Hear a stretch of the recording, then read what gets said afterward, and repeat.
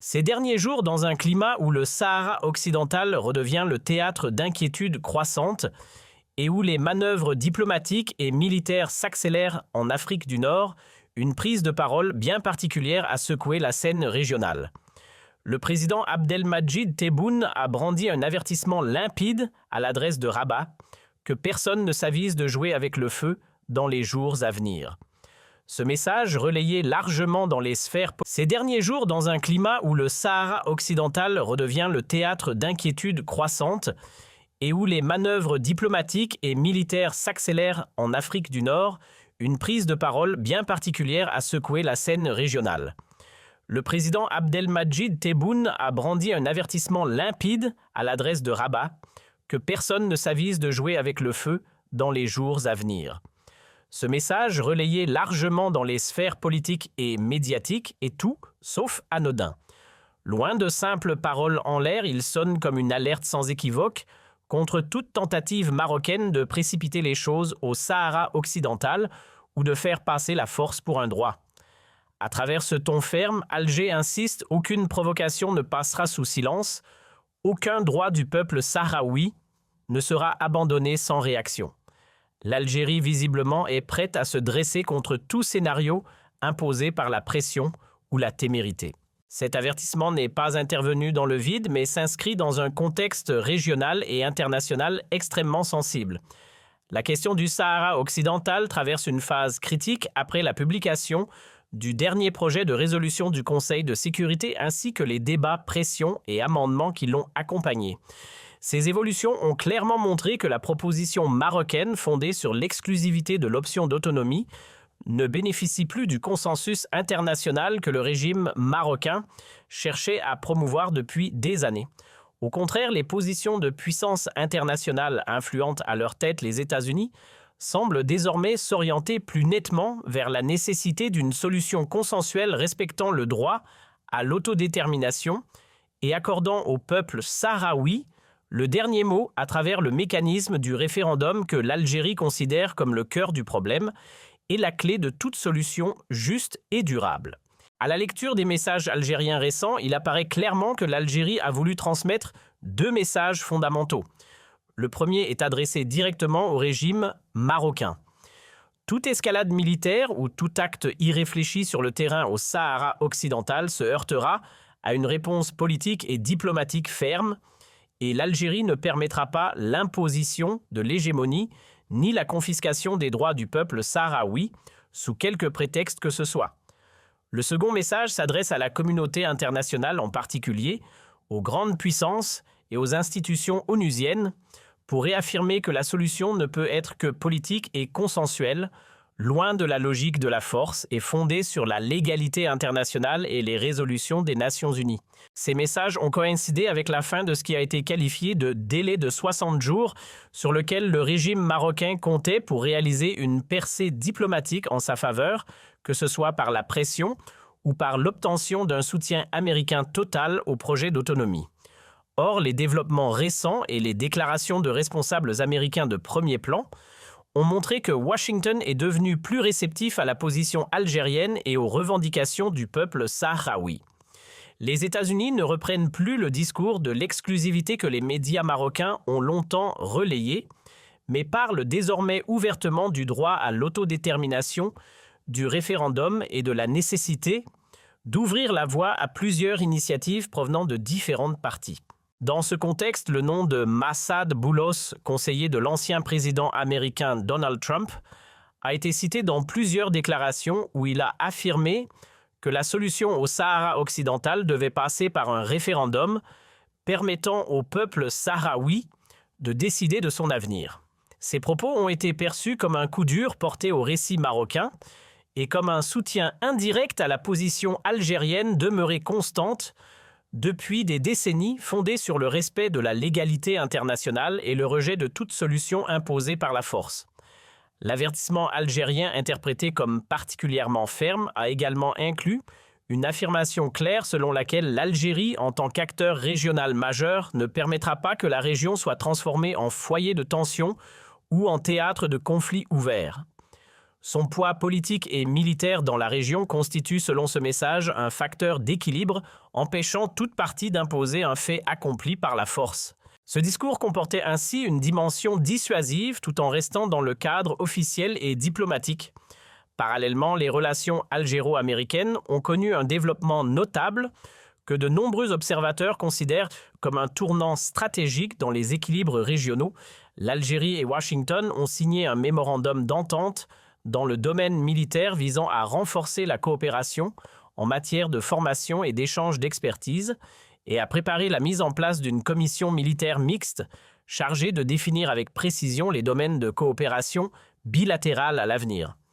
Des rapports américains, notamment celui de l'Université de Georgetown, ont qualifié cette démarche d'étape clé dans la stratégie des États-Unis visant à renforcer leur influence en Afrique et à concurrencer la Russie et d'autres puissances sur le continent.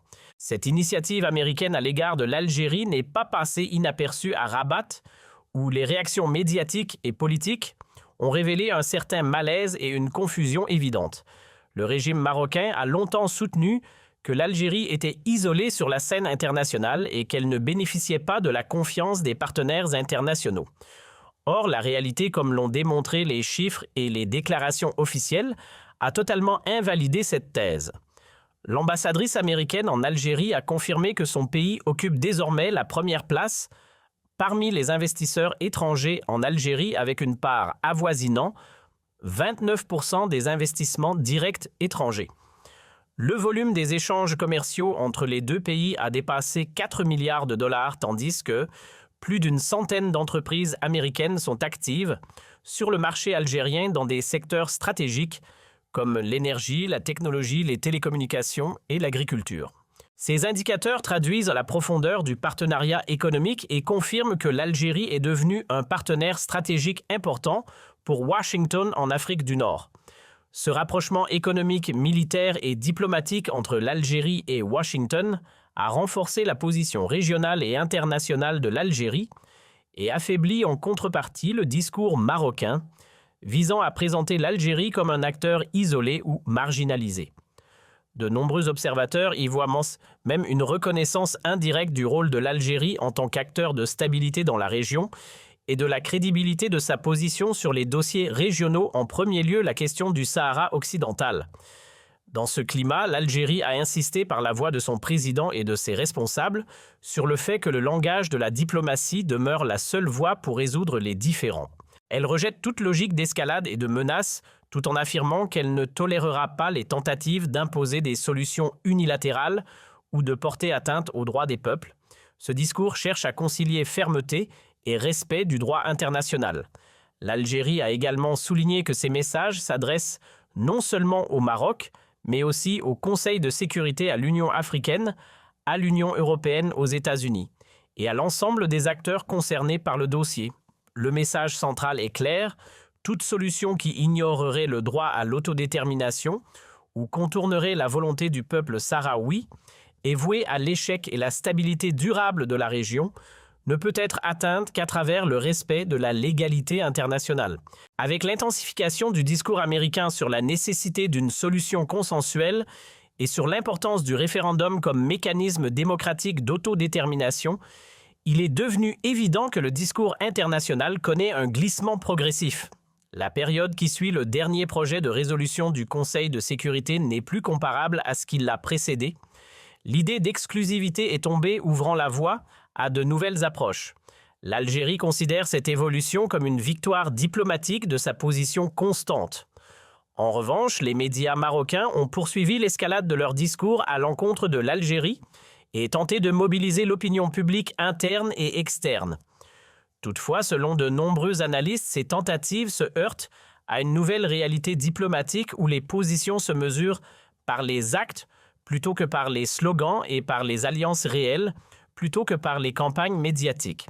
En conclusion, l'avertissement du président Tebboune contre toute imprudence dans les jours à venir reflète une nouvelle phase de clarté dans la position algérienne, une phase marquée par la fermeté sans dérapage, la diplomatie sans renoncement et le soutien à la légalité internationale sans compromis.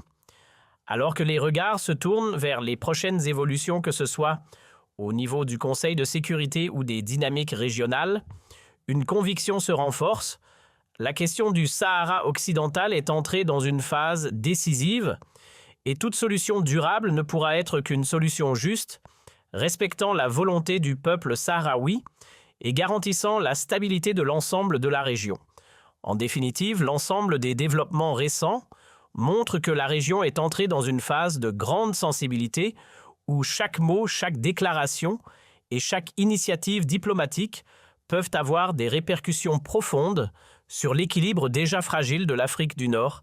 Le message algérien, tel qu'il a été perçu à travers les propos attribués au président Abdelmadjid Tebboune, s'inscrit dans une logique de clarification stratégique plutôt que dans une volonté d'escalade ou de confrontation directe. Il s'agit avant tout d'un rappel ferme des lignes rouges de l'Algérie, d'une réaffirmation de principes constants et d'un signal adressé à l'ensemble des acteurs régionaux et internationaux pour souligner que la paix et la stabilité ne peuvent être préservées que par le respect du droit international et des résolutions onusiennes. Cette position, loin d'être nouvelle, s'inscrit dans la continuité d'une doctrine diplomatique algérienne fondée sur le rejet de la force comme moyen de règlement des conflits et sur la défense des droits des peuples à disposer d'eux-mêmes. La portée de cet avertissement dépasse ainsi le cadre strict des relations algéro-marocaines pour toucher à la question plus large de la sécurité régionale et de l'avenir des mécanismes de résolution des conflits en Afrique. L'Algérie semble vouloir rappeler que toute tentative de bouleverser les équilibres par des actions unilatérales ou des calculs aventureux risquerait non seulement d'aggraver les tensions existantes, mais aussi de compromettre les efforts internationaux visant à instaurer une paix durable. Dans ce sens, le discours algérien apparaît comme une mise en garde contre les illusions de la force et une invitation à revenir à la table du dialogue dans un cadre multilatéral respectueux des principes universels. Par ailleurs, le contexte international actuel confère à cette prise de position une dimension particulière. Les mutations géopolitiques, la recomposition des alliances et la concurrence accrue entre grandes puissances pour l'influence en Afrique ont placé des pays comme l'Algérie au cœur de nouvelles dynamiques stratégiques. Le renforcement des relations entre Alger et Washington, tant sur le plan économique que militaire et diplomatique, témoigne de cette réalité et souligne le rôle croissant de l'Algérie comme partenaire clé dans la région. Ce rapprochement, souvent interprété comme un tournant majeur, ne signifie pas un alignement automatique ou une rupture avec d'autres partenaires traditionnels, mais plutôt une diversification des relations extérieures et une affirmation de la souveraineté décisionnelle algérienne. Dans ce contexte, la question du Sahara occidental demeure un test crucial pour la crédibilité du système international et pour la capacité des institutions multilatérales à faire respecter leurs propres principes. Les appels répétés à une solution fondée sur l'autodétermination, le référendum et le consentement libre et éclairé du peuple sahraoui rappellent que ce dossier ne peut être résolu par des slogans des campagnes médiatiques ou des pressions politiques ponctuelles. Il exige au contraire une approche patiente, inclusive et sincère capable de concilier les exigences de la légalité internationale avec les impératifs de la stabilité régionale. La réaction du Maroc, marquée par une forte mobilisation médiatique et par des tentatives de défendre une lecture unilatérale du conflit, illustre les difficultés d'adaptation à un environnement diplomatique en mutation. À l'heure où de plus en plus d'acteurs internationaux insistent sur la nécessité d'un compromis équilibré, la persistance d'un discours rigide risque d'isoler davantage ceux qui refusent d'envisager d'autres options que celles déjà rejetées par une partie significative de la communauté internationale. Dans ce sens, l'évolution du discours américain et l'ouverture affichée à des solutions multiples constituent un indicateur révélateur d'un changement de paradigme. Il apparaît donc que l'avenir de la région dépendra largement de la capacité des parties concernées à dépasser les logiques de confrontation et à s'engager dans un processus politique crédible. L'Algérie, en réaffirmant son attachement à la diplomatie et au dialogue tout en soulignant sa détermination à défendre ses principes, cherche à se positionner comme un acteur de stabilité plutôt que comme un facteur de tension. Cette posture, si elle est comprise et accompagnée par la communauté internationale, pourrait contribuer à créer un climat plus propice à la recherche de solutions durables. En dernière analyse, le message central qui se dégage est que le temps des solutions imposées et des rapports de force appartient au passé. Les réalités géopolitiques actuelles, les aspirations des peuples et les exigences du droit international imposent une approche différente fondée sur la concertation, le respect mutuel et la reconnaissance des droits légitimes. Le dossier du Sahara occidental, loin d'être un simple contentieux régional, est devenu un symbole de cette exigence de cohérence entre les principes proclamés et les pratiques effectives. Ainsi, l'avertissement lancé contre toute imprudence dans les jours à venir doit être compris comme une invitation à la responsabilité collective. Il rappelle que les choix faits aujourd'hui auront des conséquences durables sur la paix,